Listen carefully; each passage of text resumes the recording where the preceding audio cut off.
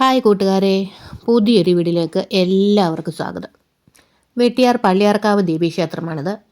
ആലപ്പുഴ ജില്ലയിലെ വെട്ടിയാറിലെ പള്ളിയാർക്കാവ് ദേവീക്ഷേത്രത്തിലെ ഏറ്റവും പ്രധാനപ്പെട്ട ഒരു ഉത്സവമാണ് പത്താമുദയ മഹോത്സവം. മേടം 10-ാം തീയതിയാണ് ഈ ഉത്സവം സാധാരണയായി ആഘോഷിക്കുന്നത്. ഈ ഉത്സവത്തിൻ്റെ പ്രധാന ആകർഷണം കെട്ടുകാഴ്ചകളാണ്.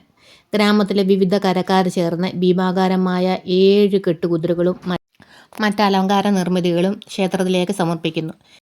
ചെണ്ടമേളം, പഞ്ചവാദ്യം, വേലകളി, പാട്ടും ദീപാരാധന എന്നീ ആഘോഷത്തിൻ്റെ ഭാഗമാണ്.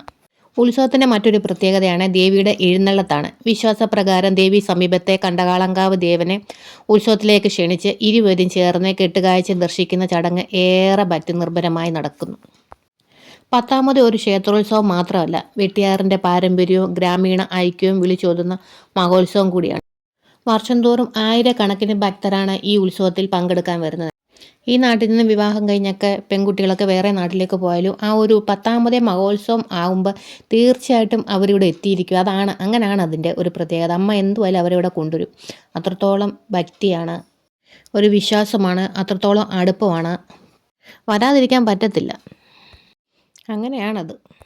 ഇവിടുത്തെ വിശ്വാസം അനുസരിച്ച് ദേവി ഭക്തരുടെ ദുഃഖങ്ങളും ദുരിതങ്ങളും എല്ലാം അകറ്റി ഐശ്വര്യവും ധൈര്യവും അനുഗ്രഹവും നൽകുന്ന അമ്മയാണ്. അതുകൊണ്ട് തന്നെ കേരളത്തിലെ വിവിധ ഭാഗങ്ങളിൽ നിന്നും ആയിരക്കണക്കിന് ഭക്തരാണ് ഇവിടെ ദർശനത്തിനായി എത്തുന്നത്. പള്ളിയാർക്കാവ് ഭദ്രകാളി ദേവി ശക്തിയുടെ സാക്ഷാരൂപമായിട്ടാണ് ഭക്തർ വിശ്വസിക്കുന്നത്. ദാരികാസുരനെ വധിച്ച ശേഷം ലോകത്തിൻ്റെ രക്ഷയ്ക്കായി ഭദ്രകാളി ഈ പുണ്യസ്ഥാനത്ത് കുടികൊണ്ടു എന്നാണ് പ്രാദേശിക വിശ്വാസം.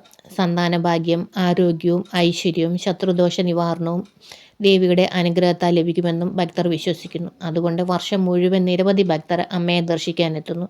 മേടമാസത്തിലെ 10-ാമതേ മഹോത്സവം ദേവിയുടെ മഹത്വം വിളിച്ചോതുന്നു. അങ്ങനെ ഞങ്ങളും പോയി അമ്പലത്തിൽ നന്നായിട്ട് തൊഴുതു. കുറച്ചു നേരം ഉത്സവങ്ങളൊക്കെ കണ്ടു. കുറച്ചു നേരം അവിടെയൊക്കെ നിന്നിട്ട് പിന്നെ ഞങ്ങൾ വീട്ടിലേക്ക് തിരിച്ചുപോയി.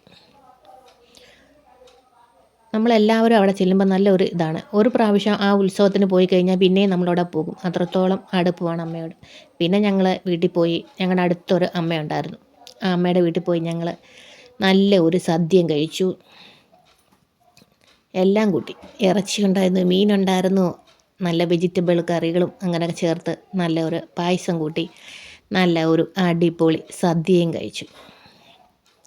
ഇനിയും പിറ്റേ ദിവസം നമുക്ക് ചെല്ലുമ്പോഴാണ് അതിലും നല്ല കാഴ്ച. അപ്പോൾ നമുക്ക് ആ ഒരു കെട്ടുകാഴ്ചയിലൊക്കെ ഇങ്ങനെ നിരത്തി വെച്ചിരിക്കുന്നത് കാണാം. തലേദിവസം എന്തൊരു ആഘോഷമായിരുന്നു. ഇപ്പം നിശബ്ദതയായി അമ്പലത്തിൽ. ഇനി അടുത്ത 10-ാമതത്തിന് വേണ്ടി വെയിറ്റ് ചെയ്യുകയാണ്.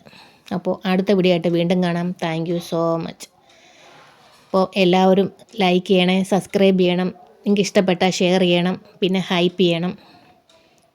അപ്പോൾ താങ്ക് യു സോ മച്ച്.